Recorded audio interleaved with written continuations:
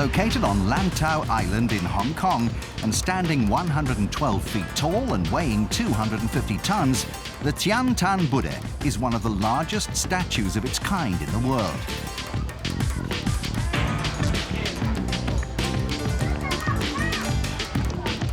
Along with the Poling Monastery, which is situated nearby, it's a major center for Buddhism and one of the region's most popular tourist attractions. Aside from the imposing Buddha, the area is dotted with a large number of dragons, which guard the monastery. An important part of Chinese mythology, the dragon is believed to be the protector of both the Buddhist faith and law. One of the 12 animals in the Chinese zodiac, the dragon is the Chinese god of water. It's also an intrinsic element of a sport that has been practiced here for over 2,500 years. Raymond Ma is the Hong Kong Dragon Boat Association's chairman. The story of dragon boat racing goes back to ancient times. Chu Yan, a revolutionary who opposed the authorities, committed suicide by drowning himself in protest at the levels of corruption. The villagers tried to save him by making dragon boats, believing the dragons on the front of the boats would scare off the fish. They also threw rice cakes into the water to prevent them from eating Chu Yan's body. That's how the sport of dragon boat racing began.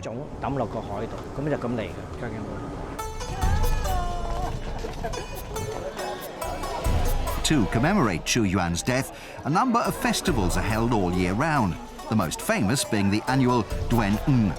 At all these events, dragon boat racing is an important part of the festivities. A special administrative region of China, Hong Kong is widely considered to be the birthplace of the modern-day version of the sport. In 1976, the local tourism board decided to stage an international dragon boat festival to promote the region. Such has been the growth in the sport's popularity since, there are now nearly 50 million participants worldwide in over 60 countries. Second only to soccer, it's considered to be the world's fastest-growing team sport. Dragon boating is suitable for everyone, even those who don't know how to swim. Nowadays, there are races for all types of people. You don't need great skill. As long as you are interested in the sport, that's more than enough. It doesn't require much physical strength. You just need to be able to work as a team. Each dragon boat has an ornately carved dragon's head at the bow, with a tail helping to form the stern. The hull is painted with the dragon's scales, while the paddles are symbolic of its claws.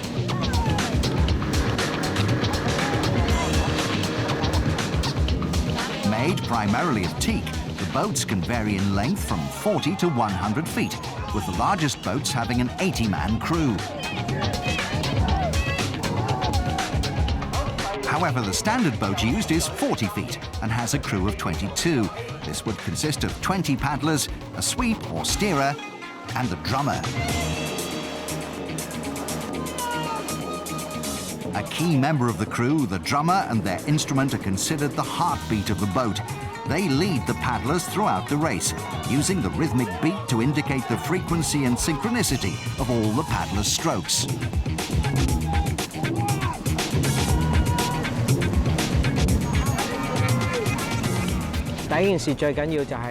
In dragon boat racing, it's important for everyone to be cooperative. It's a team sport, and they must paddle together.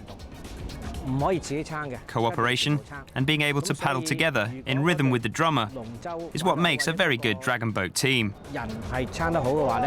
It's the key to any team's chances of being successful.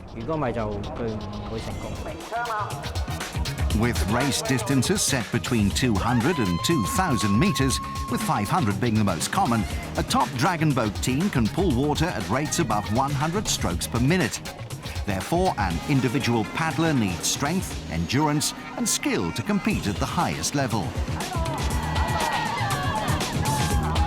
Such is the frenetic pace of the sport that competitive teams post times of around 2.5 minutes for 500 meters, whilst elite teams can cover the same course length in under 2. while there is a competitive element to the sport, dragon boat racing remains very much an amateur pursuit.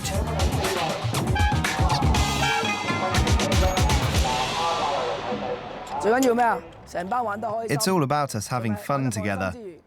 It doesn't matter if we win a prize or not. To complete 500 meters in 2 minutes is really a phenomenal effort. So we either win the race or we go for beers, or both. That's it. In recognition of its importance to Chinese culture, a dragon boat was used for the first time ever in the Olympic torch relay for the 2008 Beijing Games. The sport also made its debut at last year's Asian Games in Guangzhou. Now the hope is that one day dragon boat racing will be part of the Olympic movement. In the past, people have had the impression that dragon boating is just a festive sport. But since we started to have more formal races, and with the sport being introduced to the Asian Games, it's becoming institutionalized and more accepted as a sport in its own right. This recognition is raising both the sport's prestige and its spirit. Whether or not dragon boat racing is accepted into the Olympic fold, its cultural significance to the region is undeniable. A number of dragon boat festivals, including the Duan, are now celebrated as national holidays. First held over 2,500 years ago, the sport looks set to remain an important part of Chinese life for many more years to come.